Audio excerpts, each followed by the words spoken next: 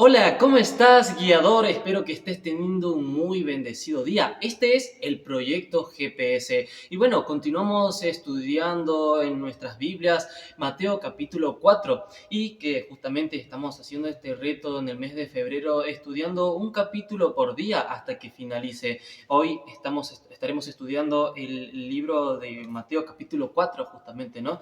Que nos está hablando acerca de unas historias fascinantes que pasó Jesús, ¿no? Pero personalmente quiero decirte, antes de que iniciara este video, en el momento que estaba estudiando y aprendiendo, tuve muchas batallas. El enemigo estuvo atacando muchísimo a mi mente, pero finalmente aquí estoy hablando y seguramente Dios tiene una razón para todo esto. Espero que este mensaje pueda llegarte al corazón y a su vez animarte y a decirte siempre de que antes de estudiar su palabra, antes de meditar en ella, puedas hacer una oración para que el Espíritu Santo te dé el discernimiento, el correcto, justamente que tengas el entendimiento correcto para poder aprender su palabra. Así de esa manera puedas descubrir lo que el Señor tiene para decirte a tu vida.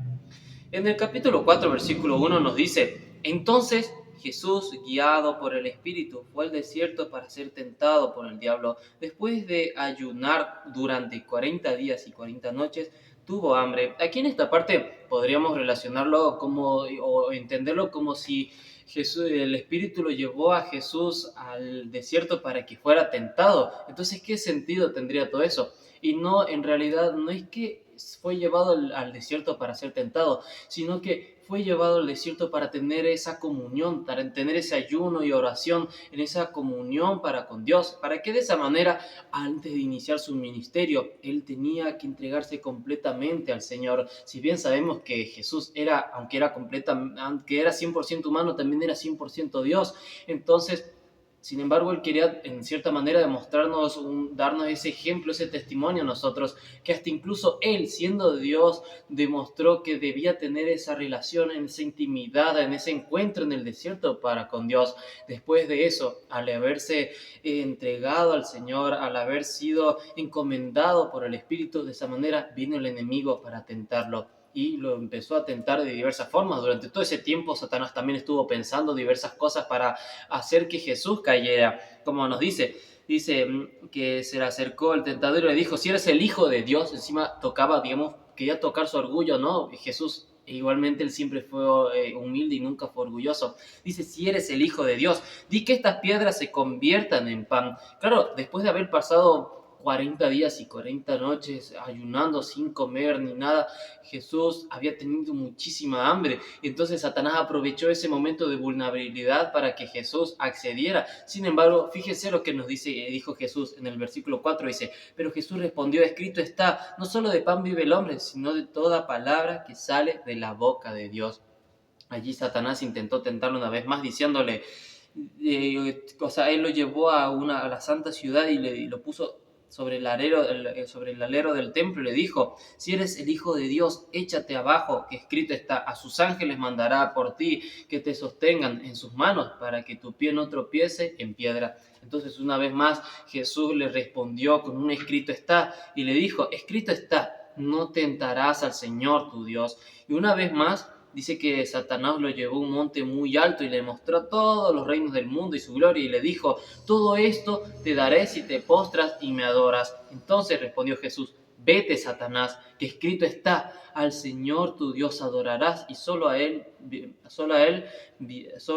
servirás. Entonces ahí también podemos ver, por otra parte, cómo fue la humildad de Jesús, porque él, al haber creado todo, justamente Satanás se le estaba ofreciendo que Jesús se adorara y se postrara ante él. Sin embargo, él fue mucho más sabio y fue mucho más humilde, y él dijo que solamente a Dios se debería adorar, ¿no? Después de haber sido tentado y haber vencido a la tentación, dice que el diablo lo dejó y los ángeles se acercaron a servirle a Jesús. Y ahí luego Jesús había empezado su ministerio. En el versículo 12 dice que cuando Jesús oyó que Juan había sido encarcelado, volvió a Galilea, dejó a Nazaret y habitó en Capernaum, ciudad marítima en la región de Zabulón y Neftalí. Y allí dice que cumplió lo que había dicho el profeta Isaías, que justamente iba a venir a esa región una luz que iba a hacer que toda esa gente que estaba en tinieblas pudieran arrepentirse de su pecado. Y así fue como justamente dijo en el versículo 17 Jesús. Entonces, empezó Jesús a predicar: arrepiéntanse, que el reino de los cielos está cerca. Y aquí, enfocándonos en esta parte de arrepentirse, justamente lo que quería decirse, ahí podríamos tomarlo en cuatro pasos diferentes, ¿no? En primer lugar, antes de arrepentirse, uno debe reconocer que es pecador, ¿no? Y toda esa gente que estaba allí reconocía que eran pecadores. Entonces, pasamos al siguiente paso, que es arrepentirse. Entonces, de esa manera, al darse cuenta de que de su naturaleza pecaminosa necesitaban acercarse a Jesús, entonces ellos se arrepintieron para luego poder cambiar su conducta, tener un cambio en su vida y así de esa manera seguir a Jesús, así de esa manera seguir en los caminos que el Señor había encomendado para todos ellos y de igual manera también a nosotros. Después, en consiguiente, dice que mientras iba Jesús por la ribera del mar de Galilea, vio a dos hermanos, a Simón, llamado Pedro, y a su hermano Andrés, que echaban la red en el mar porque eran pescadores. Y Jesús le dijo: vengan en pos de mí, y les haré pescadores de hombres. En el acto, ellos dejaron todas las redes y lo siguieron. También había hablado a otros dos hermanos, a Santiago, hijo de Zebedeo, y a Juan, su hermano. Y Jesús les dijo que él los llamó para que lo sigan. Y dice: y ellos dejaron al instante toda la barca y a su padre y lo siguieron. Y allí podemos ver cómo continúa el ministerio de Jesús, ¿no? Que dice: él recorría toda Galilea enseñando en las sinagogas, predicando el evangelio del reino y sanando toda enfermedad y dolencia de la gente. Ahí vemos cómo continuaba el ministerio de Jesús y ahí cómo sanaba y curaba a la gente. Y para poder entender todo lo que quiere decirnos el capítulo 4 sin un contexto general aplicándolo a nuestra vida, ¿qué podemos sacar de todo esto? Y es que podemos tomarlo de distintos puntos de vista, ¿no? Y de escudriñar muchas cosas en todo lo que nos está diciendo en su palabra. Pero sin embargo, como habíamos dicho en el tema del día de ayer, que justamente para poder comprender mejor la palabra del Señor debemos aplicarlo a nuestra vida como si nosotros fuésemos esas personas, como poniendo en el primer lugar, en vez del personaje que está mencionando en su palabra, enfocarlo a nosotros mismos. En este caso, nosotros tomaríamos el papel de Jesús en ese momento, ¿no? Que al igual que Jesús tuvo que encomendarse al Señor antes de iniciar su ministerio, de esa misma manera nosotros todos los días debemos encomendarnos al Creador, al estudiar su palabra, al hacernos nuestro devocional, nuestro matutino, al ponerlo en el primer lugar antes de todas las cosas. De esa manera dejamos que el Señor sea quien guíe nuestra vida y al igual que a Jesús, también el enemigo va a hacer todo lo posible, hasta incluso lo imposible, para intentar vencernos y destruirnos. Pero debemos saber que si estamos tan aferrados al Creador como lo estaba Jesús, de esa manera nosotros también podremos salir vencedores. Y solamente al estudiar su palabra también podremos saber y responder con sabiduría, con un escrito está, así como Jesús respondió, para de esa manera hacerle frente al enemigo. Y el siguiente paso es ir y compartir su mensaje, es ir y cumplir nuestra misión, así como Jesús había iniciado su ministerio, ¿no? Y de esa manera a él había predicado de que a la gente se arrepintiera, que el reino de los cielos estaba cerca. De esa misma manera nosotros también debemos anunciar ese buen evangelio, el evangelio del reino eterno, que es que Cristo viene y debemos prepararnos. De esa manera Jesús también hizo discípulos, de esa misma manera Él nos llamó a nosotros también a que seamos discípulos, ¿no? Como en los versículos adelante, en otros capítulos, Mateo 28, versículos 18 al 20, nos dice que vayamos y hagamos discípulos, ¿no?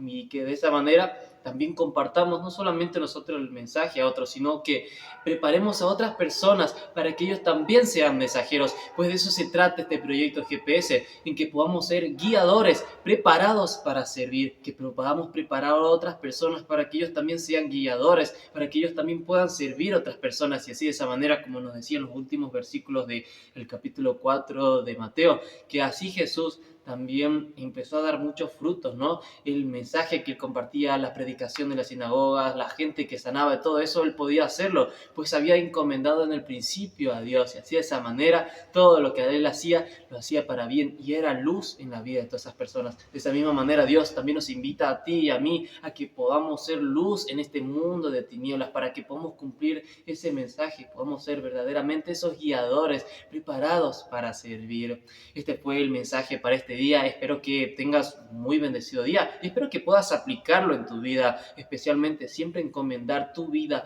en comunión con el Creador. Te invito también a que puedas compartir este mensaje con tus amigos, con tu familia, con las personas que te rodean, a que puedas suscribirte al canal de YouTube, también a que puedas seguir en mi canal de WhatsApp y de seguir también en las redes sociales como en Instagram, que aparezco como Kinder Miranda.